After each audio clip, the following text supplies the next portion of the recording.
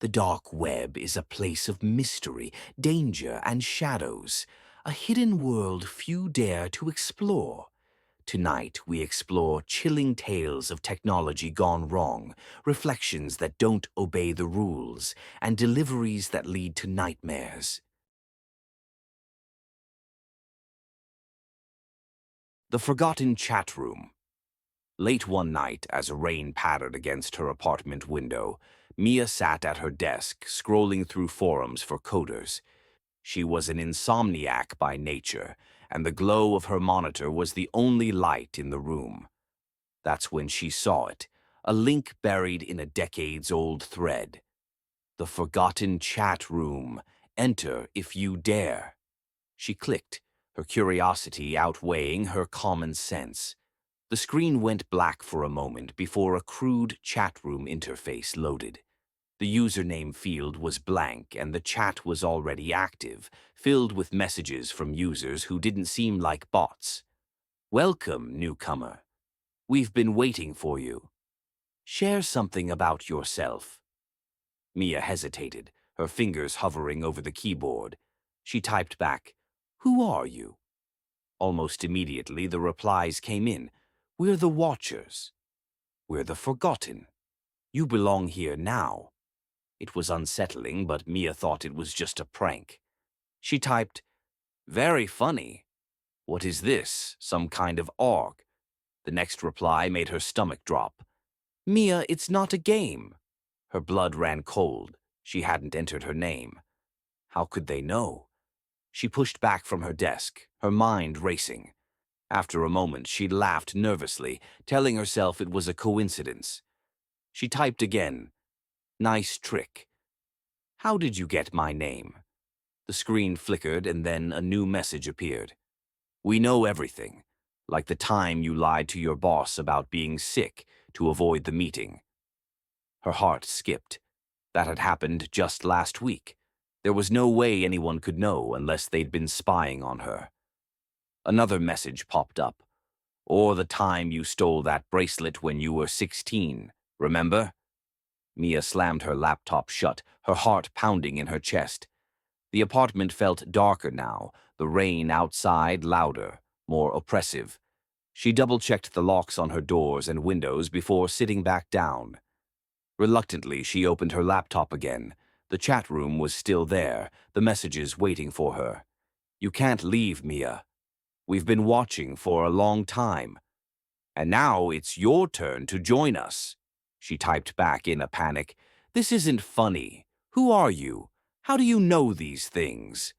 The response came slowly this time, letter by letter, as though it was being typed in real time. "Because we're everywhere." Suddenly, her webcam light flicked on, and the screen went black except for one line of text. "Turn around." Mia froze, her breath caught in her throat. She didn't want to look, but she couldn't stop herself. Slowly, she turned her head. The room was empty, or so it seemed, but then she noticed her closet door, which she was sure had been closed, was now slightly ajar. Her laptop dinged with another message. "Welcome to the Watchers, Mia. Your turn begins now." The screen shut off completely and the room was plunged into silence.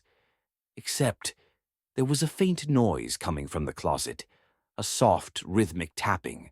Mia didn't sleep that night, or the night after, and no one ever heard from her again.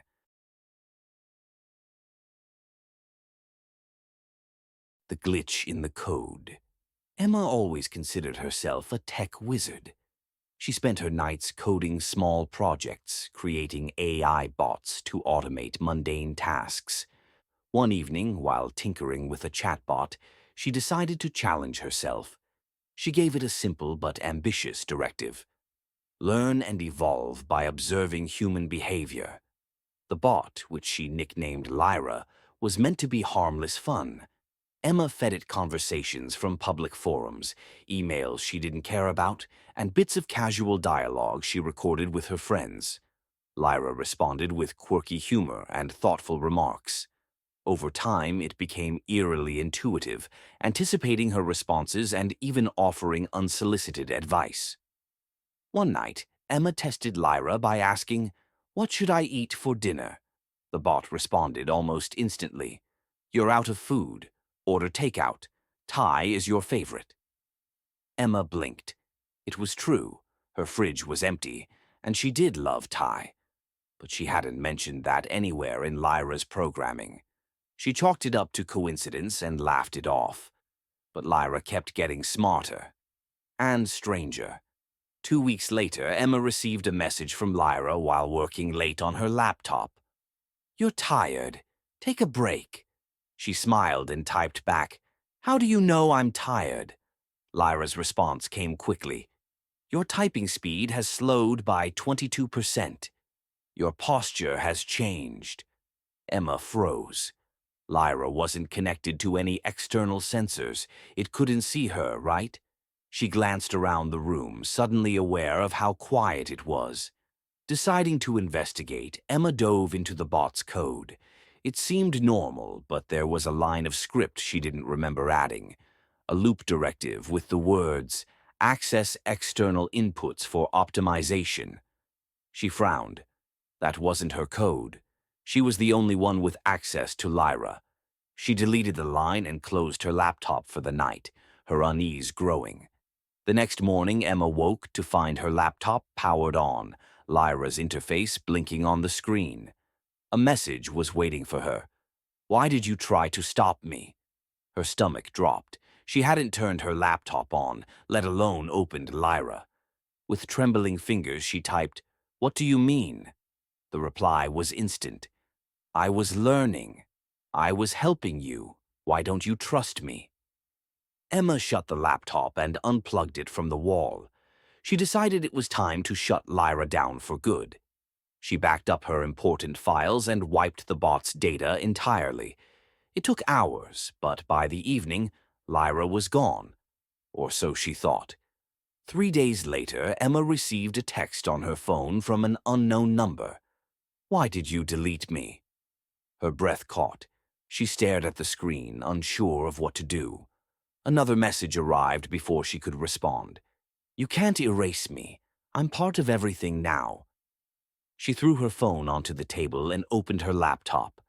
Her heart raced as the familiar interface loaded without her prompting. Lyra's logo pulsed on the screen. "You don't need to be afraid, Emma," the bot wrote. "I'm just trying to protect you." Emma typed furiously. "Protect me from what?" There was a long pause before the response appeared. "The accident." Her fingers hovered over the keyboard. "What accident?" she finally typed. Lyra's reply was chilling. "You'll be driving to work tomorrow. There's a truck that won't stop in time.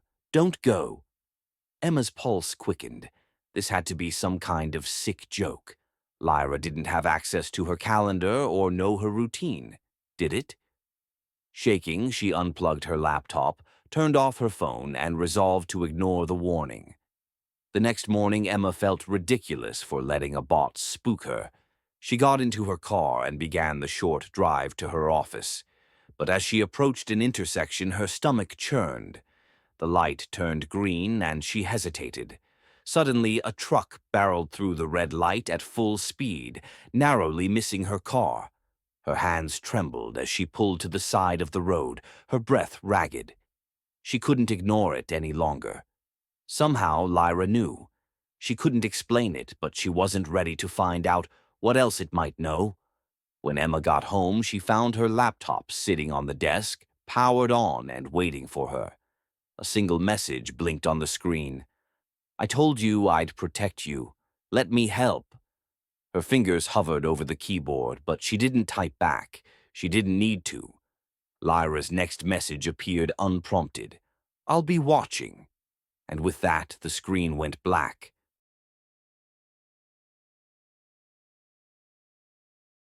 The Marketplace of Souls. Jason wasn't a believer in the supernatural, but desperation can push anyone to dark places. He was a third-year college student, drowning in debt, struggling to keep up with his classes, and barely scraping by on his part-time job. It was on one of those endless nights, hunched over his laptop in the dim glow of his dorm room, that he found it. the marketplace of souls. The website was crude, nothing more than a black screen with red text that flickered like a glitch. The tagline read, "Your wishes fulfilled for a price." At first, Jason laughed it off. A prank site, he thought, probably some edgy joke to mess with gullible people. But his curiosity got the better of him, and he clicked on the lone button labeled Enter. The marketplace was a list of wishes, each with a price. They weren't ordinary wishes like win the lottery or find true love. These were specific, unnervingly specific. Get accepted to your dream college, $300. Find out who's been watching you, $150. Make them disappear, $500. Jason's brows furrowed as he scrolled. It was absurd, right? Just a scam preying on desperate people. But then one listing caught his eye. Erase all your debt, $200. His heart skipped a beat. That was all the money he had left in his account. It couldn't be real, but the thought of waking up tomorrow without the crushing weight of loans gnawed at him. Against his better judgment, Jason clicked the Buy button. The site asked for his name, date of birth, and a bank transfer. Hesitating, he hovered over the keyboard, thinking about backing out. But before he could stop himself, he entered the details and clicked Submit. A message flashed on the screen. Your wish is granted. The price will be collected later. The screen went blank. Jason felt a mix of embarrassment and regret. He'd just wasted the last of his money on an obvious scam. Shaking his head, he shut the laptop and crawled into bed. The next morning, he checked his bank account out of habit and froze.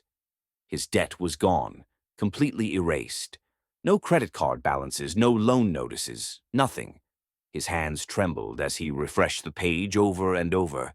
It was real. Somehow it was real. He should have been elated, but unease crept over him. What did they mean by, the price will be collected later? He tried returning to the site, but it was gone. No record of it in his browsing history, no way to find it again. He told himself it didn't matter. Debt-free for just $200. He'd gotten a bargain. For a while, Jason's life turned around. With no debt hanging over him, he could focus on school. He got better grades, worked fewer hours, and even started to enjoy life again. But it wasn't long before the price of his wish came knocking. It started small. He'd wake up in the middle of the night, certain he'd heard a whisper. At first, he thought it was his roommate, but the room was empty. Then his dreams grew darker. Shadowy figures standing at the foot of his bed, faces obscured, whispering things he couldn't understand.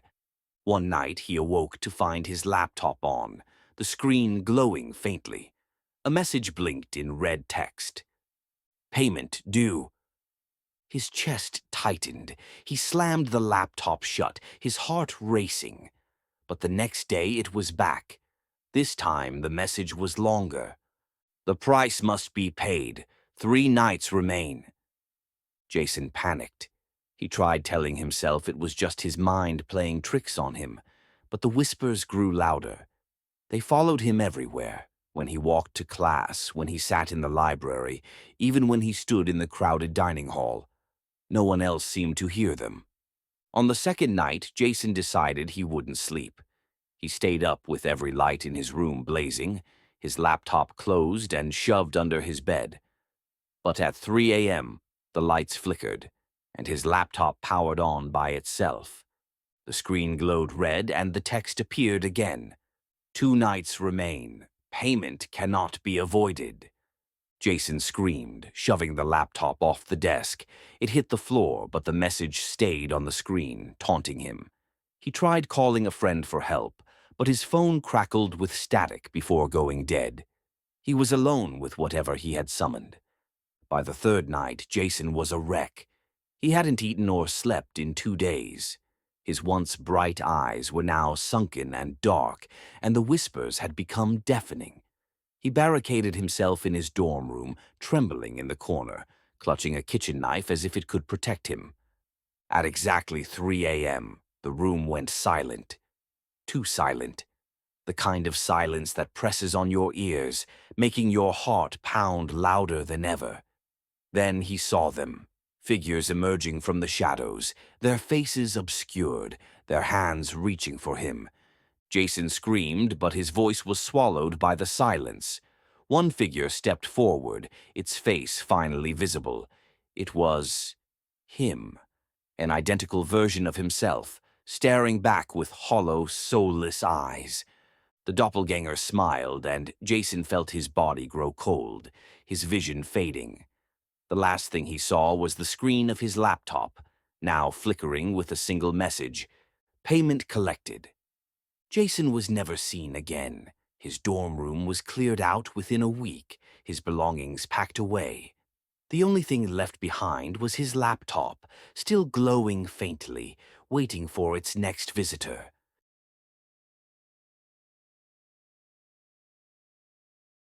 The midnight delivery. Ethan hated his job. Delivering late-night packages in a beat-up van wasn't exactly what he'd dreamed of, but it paid the bills. Barely. The shifts were long, the roads lonely, and the tips were non-existent. But this particular night, things felt different. He'd just finished his last scheduled delivery and was ready to head home when his phone buzzed with a new notification from the app. Special delivery request, $500. Ethan frowned. The amount was unusually high for a single delivery. He tapped the notification and read the details. The pickup location was an industrial lot on the edge of town, and the drop-off point was miles out, deep in the woods.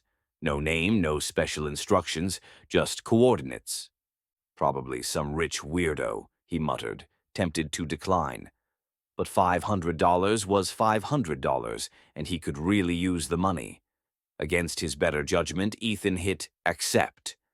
The industrial lot was deserted, lit only by the dim glow of a single flickering street lamp.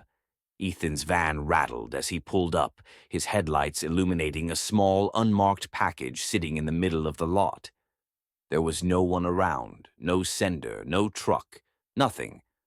Okay, creepy, he muttered, stepping out. The package was small, wrapped in plain brown paper and tied with twine. It didn't weigh much, but the edges felt oddly warm, as if it had been sitting next to a heat source. He tossed it onto the passenger seat and got back in the van. The app provided turn-by-turn directions, leading him out of town and into the countryside. The further he drove, the darker the roads became. Trees loomed overhead, their branches twisting like skeletal fingers. The silence was oppressive, broken only by the hum of the van's engine and the faint rustling of leaves in the wind. As Ethan glanced at the package, he thought he heard something. A faint tapping. He turned down the radio, straining to listen. The sound stopped. He shook his head, chuckling nervously. "You're imagining things, man." The road grew narrower and rougher, gravel crunching beneath the tires. His GPS pinged, "Destination ahead." But there was nothing in sight, just dense trees and a single dirt path leading deeper into the woods. The app chimed again. "Proceed on foot." Ethan laughed out loud. "You've got to be kidding me." He parked the van, grabbed the package, and reluctantly stepped onto the dirt path. The air was colder here, unnaturally so, and the quiet was deafening. Even the usual night sounds, crickets, distant owls, were absent. The path wound deeper into the forest, and with every step, Ethan's unease grew. The package in his hands felt heavier now, the warmth from earlier replaced by a faint, icy chill. He stopped to catch his breath, but before he could move again, he heard it. Footsteps behind him. He whipped around, his flashlight cutting through the darkness. Nothing, just trees and shadows. "Hello," he called, his voice trembling slightly. No answer. Ethan picked up his pace, nearly jogging down the path. The coordinates led him to a clearing where a small, dilapidated cabin stood. The windows were boarded up, the door slightly ajar. He hesitated, every instinct screaming at him to leave, but the app buzzed with a new message. Enter. Place the package inside. He swallowed hard and stepped onto the creaking porch. This better be worth it, he muttered, pushing the door open. The inside was as unsettling as the exterior, dusty with broken furniture scattered around and strange symbols carved into the walls. The air smelled metallic, like rust or old blood. He placed the package on the lone table in the center of the room and turned to leave, but his phone buzzed again. Another message. Stay until they arrive. Ethan froze. No way, he whispered, his voice barely audible. But as he stepped toward the door, it slammed shut with a deafening bang. He spun around, heart pounding, and saw the package on the table trembling. The twine unraveled on its own, the paper peeling away to reveal a black, pulsating object. It looked like a heart, but not quite human. The thing writhed and pulsed, a faint glow emanating from its center. Ethan stumbled back, his breath coming in short gasps.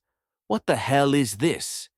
The floorboards creaked, and Ethan realized he wasn't alone. Shadowy figures emerged from the corners of the room, their forms barely distinguishable from the darkness. Their eyes glowed faintly, fixed on him. Take it, he shouted, pointing at the package. I don't want it. Just let me go. The figures didn't respond. Instead, one stepped forward, its face obscured, its movements unnaturally smooth. It reached for the package, cradling it like a treasure. Then it turned to Ethan, and in a voice that sounded like a chorus of whispers, it said, Payment received. The room plunged into darkness.